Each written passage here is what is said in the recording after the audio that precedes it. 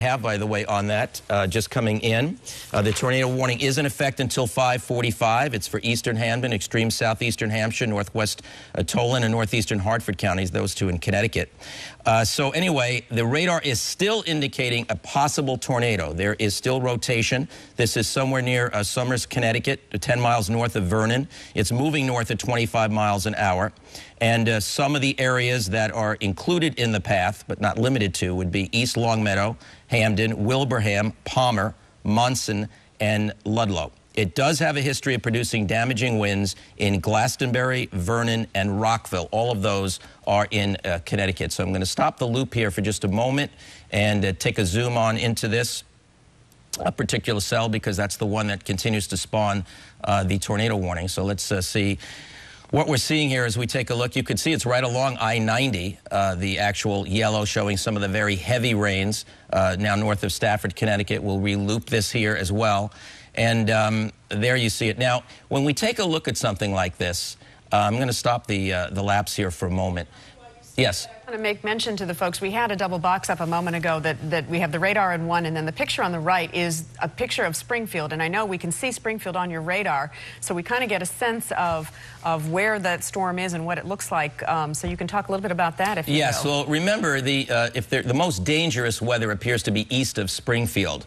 And by that, it looks to me, based on radar interpretation, you know, that's east of Springfield. So even though they're in the area, of course, that's under warning, it looks like areas like Hambden and Palmer, a little bit more into the heart and soul of this particular cell that's either a very strong thunderstorm or has the potential, based on radar showing the rotation, of spawning a small tornado.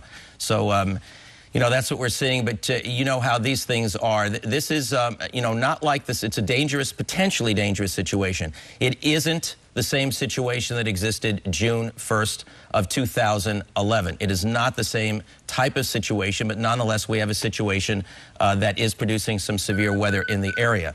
So that's what we're doing. You know, we also have other warnings that are going on. There are severe thunderstorm warnings in parts of the area. There are flash flood warnings as well as the tornado warning. In fact, we now have a flash flood warning for Worcester County, Norfolk County in eastern Mass, Suffolk County in eastern Mass, Middlesex County in southeastern Mass, eastern Franklin County in western Mass, eastern Hamden County in western Mass, and southeastern Hampshire County in western Mass until 8:30. That is because we're getting 1-hour rainfall rates of 1 to 2 inches from this line of thunderstorms that's moving north across the area. Now, already we've received reports of roads becoming inundated with several inches of water in a very short period of time. You also have to remember that flash flooding of small streams and urban areas, that's also a situation that occurs with this or is imminent. So if you're near streams or creeks or in areas prone to flooding, you may have to move to higher ground if you see a sudden rise in water, and obviously avoid flooded roads. The water may just be too deep to allow vehicles to cross safely. So, you know, that's what happens in situations with very heavy rainfall. And I think you can see the very heavy rainfall from just east of Springfield across to Worcester and moving southeastward to probably right around Taunton right now, and then across to Fall River and that area. So that's where the very heaviest is. But there's also very, very steady, moderate, sometimes heavy rain in the Boston area as well.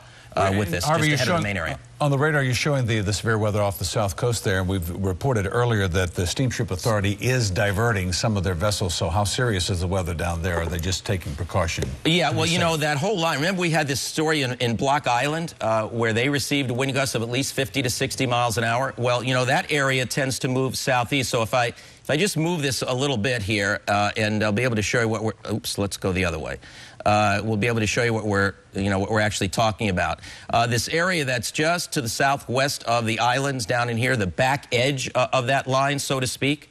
What we have there is, this is also part of the area that's had very strong winds that came across Long Island, Block Island, and down here. So we still have to worry for that area as it approaches the islands. You know, remember, we're at a time of the year where we didn't have any rain this morning. We have boaters out there, and you're talking about very, very rough. You got a little salmon with some quinoa, eggs on whole wheat.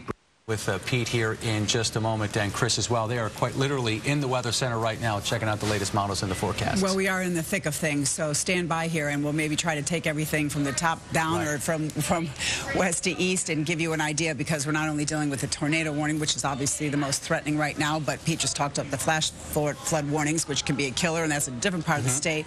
And we talked about the fact that it was a year ago. In fact, we just did sort of the look-back year anniversary of some of the places like Munson, where we saw that people still had a lot of work to do, and now they're faced with this potential threat. We just saw that picture from the bridge here in Boston, and that storm that moving up from Connecticut and Rhode Island is going to be passing through Boston, and it is going to be moving north through the Merrimack Valley and then into New Hampshire. We do have a flood warning right now for effectively the entire coast of Massachusetts. Live look at Route 1 in Saugus, where they're getting light rain now, but I'm sure within the next hour or two that is going to change. Looking at Braintree now, and the traffic, of course, is backed up as well. We are going to check in now. Of course, we're talking about this tornado warning down in the Springfield area. Let's check in now with 7's Amanda Grace. She is joining us at the breaking news desk right now. She has some really great tips on what you need to do in case you get caught in one of these tornadoes. Amanda? Reed, Kim, you know, it's always good to have a plan in place, but of course it's something that you keep at the back of your mind. And now that we're in the thick of these things, always a good idea to remind folks, you know, what to do if a tornado does develop. So what you want to do, you want to go to the basement, lowest floor of your home. The other thing, you want to stay away from windows. So get into a bathtub, possibly into a doorway. Flying debris, of course, is the major danger here. So if you are in a position where you could be hit by any kind of debris, that's what you want to get away from. That's why we're just suggesting you go into the bathtub or into a doorway. But of course, more dangers in the aftermath as well. And if you do want this complete list, we've got it all on our website, WHDH.com. It's a great resource. Also, the